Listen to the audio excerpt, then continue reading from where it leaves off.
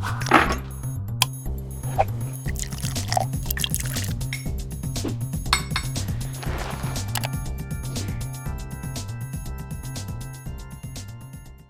Lee. I used to be the British mountain bike champion, and now I'm the Active Nation Commissioner for Scotland. I still ride and race my bike all over the world, but these days it's the joy of the journey. Being the Active Nation Commissioner for Scotland means that I'm in this really privileged position of both supporting and challenging Scottish Government on their policies to create a more active nation. I work really closely with Transport and Health to encourage a healthier, happier and really crucially a more fair and sustainable Scotland. Because I don't think you can talk about health and transport without talking about social inequalities, and you can't talk about social inequalities without talking about our climate crisis. That is front and centre. And in our towns and cities, while some people are driving their kids to school in SUVs, others are suffering air pollution and transport poverty. And on the other side of the world, people are suffering the loss of entire communities due to rising sea levels that are perpetuated by the global North's obsession with fossil fuels. But it sort of feels like we're not going to change the way individuals do things, and I do stress individuals, this is not how we change corporations' views of doing things, but we're not going to change the way individuals do things by shaming them. People who choose to drive everywhere are just responding to the way our world is currently constructed. So my focus as Active Nation Commissioner is on the behaviour change and infrastructure measures that we need to adopt across our country so that more people will leave their cars at home for those short everyday journeys and use their hearts and their lungs and their legs to get around. This is what's called active travel. But for me, active travel is a really rubbish term for something that can offer such joy and contentment.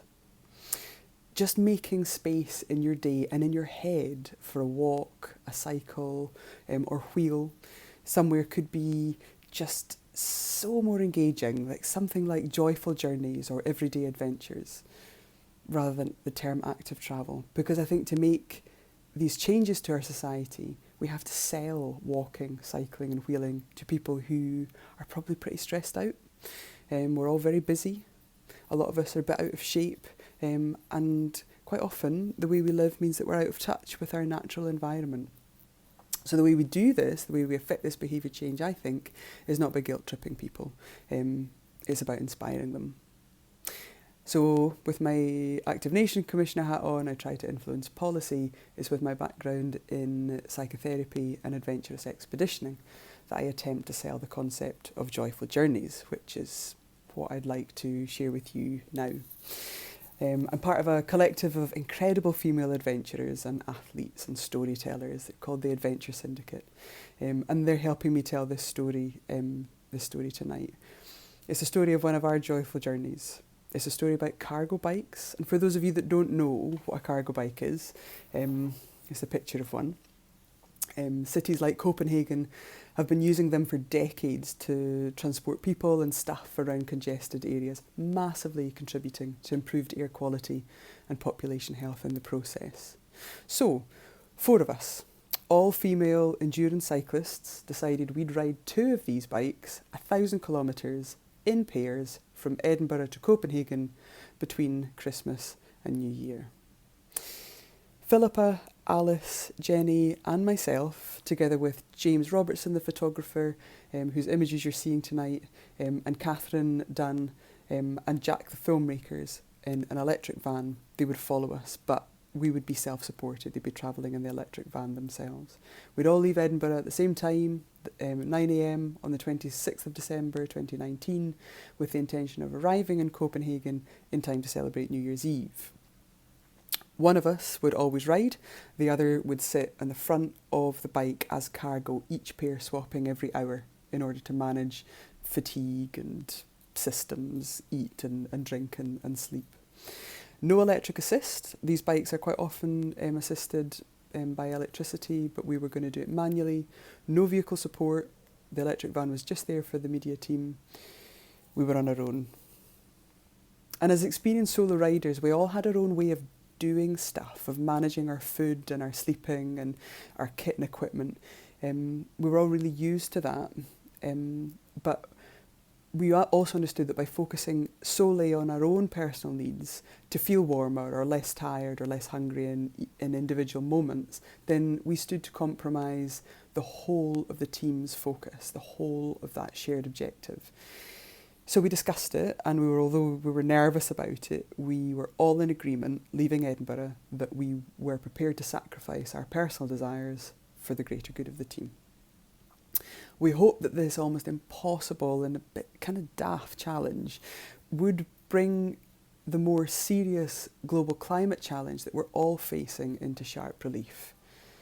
Because we're all inextricably linked to one another. The only way to make change, to achieve the seemingly impossible, is to endure some personal inconvenience and to rise together with mutual care, flexibility and good humour. So this uncomfortable, complicated, seemingly impossible challenge was to become a metaphor for solving our climate crisis, and it felt unbelievably daunting. But as always, getting to the start line is the hardest part of any challenge. There were weeks of prep during which every day something would happen to make us question whether it was worth all the stress and the money and the uncertainty of carrying on. And with a month to go before the start, we still had no bikes, no media team and no funding. It felt like everything was telling us just to put stuff on hold, but then we'd remind ourselves that we didn't actually have a choice. If we're to address our climate emergency, we don't have the time to put things off until later, until when the weather might be better, until when our families aren't putting pressure on us to be there for Christmas. And so we stuck to our convictions. And, as always happens in those situations, with open hearts, good luck follows. 2 Copenhagen-based cargo bike companies came on board at the very last minute. They sent us over 2 bikes to ride back to Copenhagen. The Energy Saving Trust lent us an electric van. And Catherine and Jack from Edinburgh University Sustainability Department said they'd shoot the trip for free. And the Adventure Syndicate decided that we'd foot the rest of the bill ourselves rather than asking for brand sponsorship. That felt pretty important to us. So it was goodwill and energy, shared energy, that got us to the start line at the top of the Royal Mile on the 26th of December at 9 a.m. And the hard part really is behind us at that stage. And even the forecast looked great. We were really worried about that too, but it was above freezing and it was dry and it looked like we might even get some tailwinds. So we rolled off from the Castle Esplanade at just after 9, because we never leave on time for anything. Jenny and Phil riding one bike, myself and Alice riding the other. We wobbled our way north out of Edinburgh to intercept the Sustrans National Cycling Network that would take us 220 kilometres round the coast to Tynemouth and to our ferry crossing over to Holland. A really interesting conversation about the merits of fast food took place that first day as we left Edinburgh, actually. With nothing else open on Boxing Day, we stopped at McDonald's in Dunbar and wondered if we should include our eateries in the calculation of our carbon footprint for the trip. Because we knew that eating from McDonald's didn't really fit with our overall messaging for this trip. But the other part that felt even more important was by advocating the importance of behaving perfectly, like by trying to behave perfectly, we would just cause paralysis. We've all felt it. That perfection causes paralysis and burnout. So we thought what was more important was to try and get rid of some of this shame. There's no shame in eating the occasional McDonald's. There's no shame in driving your car, especially if in doing so we're making our voices heard in opposition to these big corporations on a global level. So bottom line, we stopped at McDonald's and we included it in our story. There's no flat way out of Scotland except by sea, and so all the way south we were just hopping on and off the bike to trot alongside it whenever it got steep. The person on the front would just get all comfortably wrapped up in their down clothing, and then we would hit a hill and the bike would just lose all momentum and we would have to just jump off, sleeping bag and all. So it was really slow going and exhausting work, but we were all up and moving again on day 2, 5 a.m. the following morning. The first day, 135 kilometres with almost 1,000 metres of height gain had given us this really big confidence boost. We weren't sure that we were going to be able to do it until the end of that first day. We're like, okay, I think we can manage this if we keep this level of input in. But we also knew that we still stood a chance of missing our ferry even to Holland. You know, all it took was a mechanical or a change in wind direction, and we would be behind schedule again. But as it turned out, we absolutely flew to Tynemouth on that second day, and we even arrived in time for a quick muck about in a BMX park near the ferry port. But the 12-hour ferry crossing let us all completely recharge before this huge push up through Holland, Germany and Denmark. On that third day, arriving into Holland, the sky was cloudless, but I remember this biting wind blowing all this pollution coming out of these tall cement chimneys right past a bunch of wind turbines, which I just thought was an excellent metaphor and a really timely reminder for the start of this next phase of the trip. And we knew that on leaving the ferry, we had to average 200 kilometres a day for the next 4 days if we were to get to Copenhagen by the end of the decade. We were all really anxious and keen to get going, but we also knew that by holding on to that anxiety, by holding on too tightly to how we think that something should go, would probably result in frustration and disappointment. Adaptability and open-mindedness and flexibility are far more important on a time-sensitive trip like this. And so we did stop for coffee and look after ourselves before leaving Amsterdam that morning. The route became really flat and much faster north of Amsterdam. Every hour we'd stop, the passenger would drop their sleeping bag and take off all of their warm clothes, which the rider would then put on. They would fill their sleeping bag with all the food and drink that they'd need for the next hour.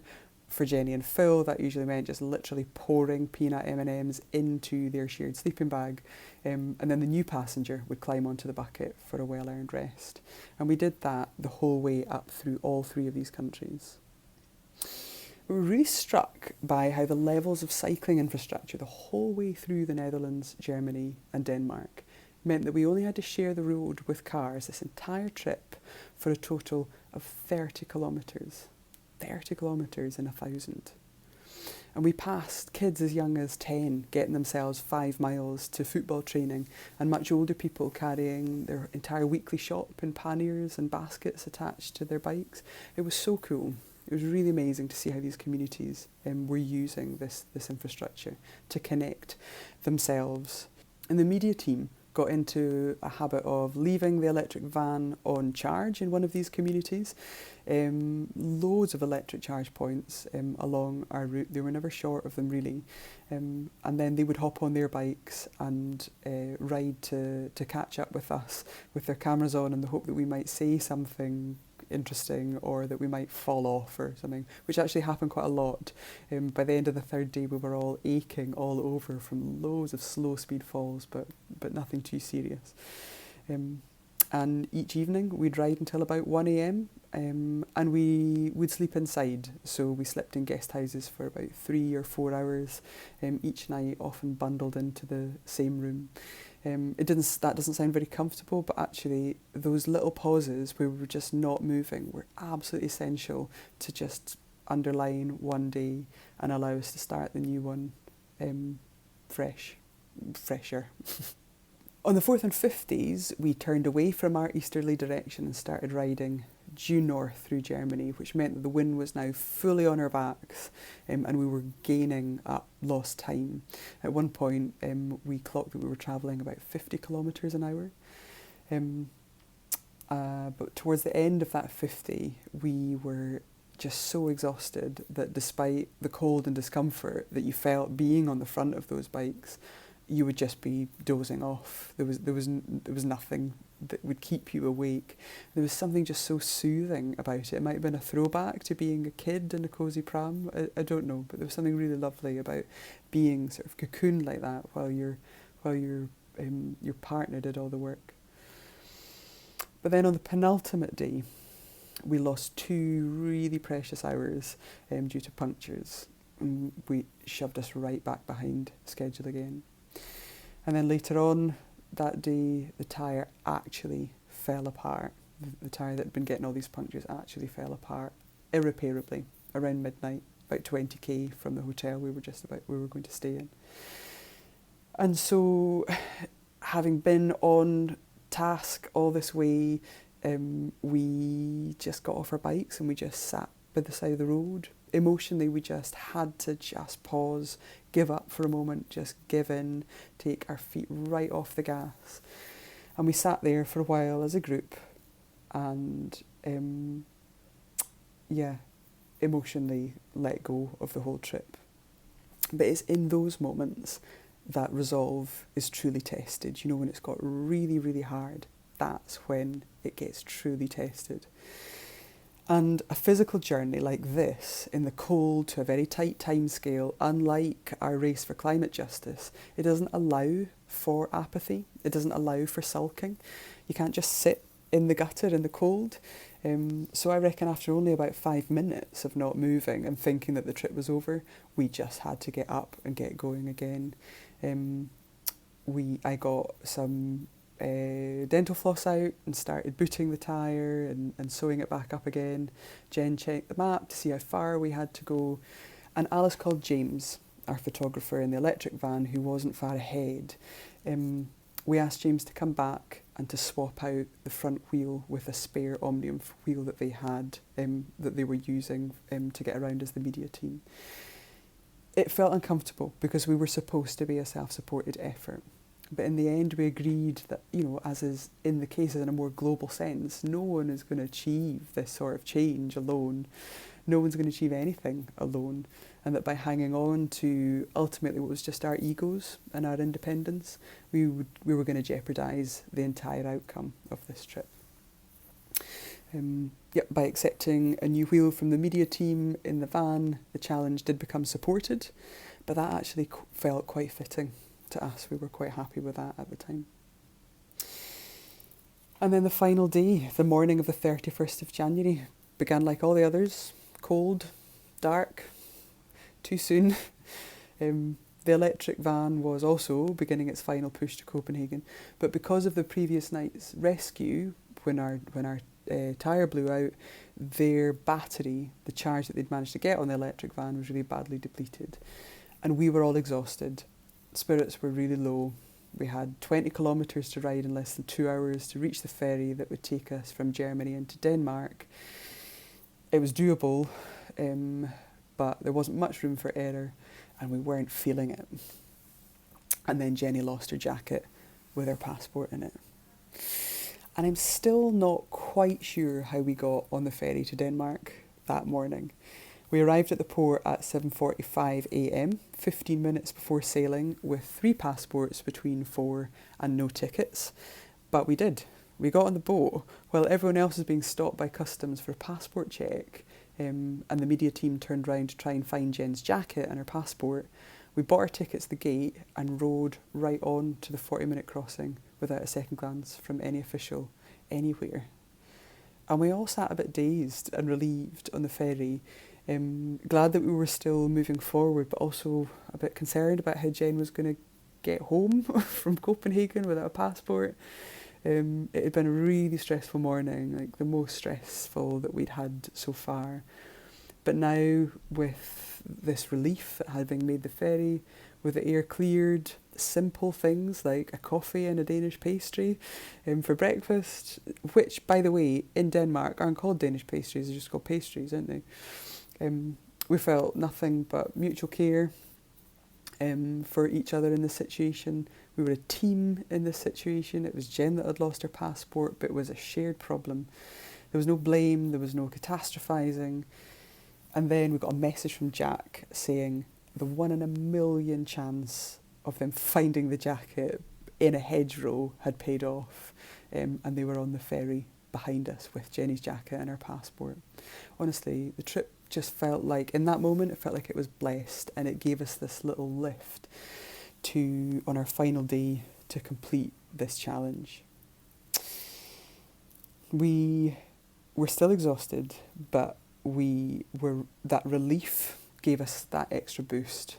And so when the ferry docked at 9 a.m, 15 hours remaining of 2019, Still a pretty hilly 200 kilometres to go to reach Copenhagen by midnight. We were all pretty determined to give it our absolute best shot. Now, we knew from experience that it could all still unravel. In fact, this is sort of when it usually does, at the final hour. So we made a bit of a game plan. We agreed to stop just once to shop for food, and then we just keep moving continuously after that. And it was a beautiful day, the 31st of December 2019 in Denmark. Cold and crisp, blue skies, fierce wind, but a tailwind significantly. So it was with that, when we start to feel that tailwind, we realised, we might just be about to pull this crazy adventure off. And we found ourselves making really good time despite all the exhaustion and the stress of the morning. And by 6 p.m, we were 40 kilometres outside the city centre. And the party was already kicking off. Have you ever been to Copenhagen for New Year? It's bonkers. Fireworks are just being let off in the streets. 40 kilometres out of the city, people are celebrating. His entire families were lining the streets and setting off fireworks and yelling support to us. So we decided that we could allow ourselves just a few minutes to pause in a petrol station to regroup and just grab a quick coffee before we completed our 40 kilometres into town. We didn't want to be early, heavens no. We wanted to be early for something. So there was this brief consideration that we would stay in the petrol station and we would kill a bit of time and then we would roll in just before midnight. So glad we didn't do that because when we didn't. We had a coffee and we got straight back on the bikes. And if we hadn't done that, we would have missed the bells, because an hour later, whipping through these deserted streets with fireworks going off, tunes blazing from the bikes, Alice took a roundabout a bit too fast and hit a curb at 25 kilometres an hour. I went sailing through the air, so did she, so did the bike, and hit the ground. And there was just this stunned silence. I remember really concerned voices and gentle hands like pressing me down, encouraging me just to wait, check, see what I'd broken. But I did that body scan thing that you do after you've fallen off your bike and things hurt, but nothing hurt too much. So I got up and we all looked at the damage, and right enough, our damaged front wheel was even more damaged now. And there was a proper blowout, it was buckled, and again we just felt like sitting down. And sometimes that's important, like sometimes it's important just to sit down and regroup and ponder and reflect and make informed decisions.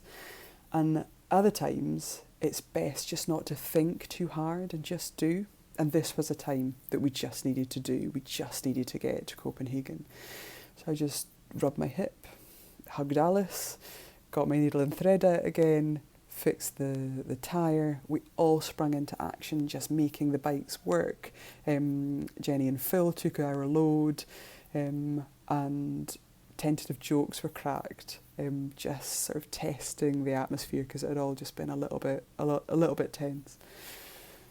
And then once we'd repaired things, the tyre was back up and going. It had taken us about an hour to get to this stage.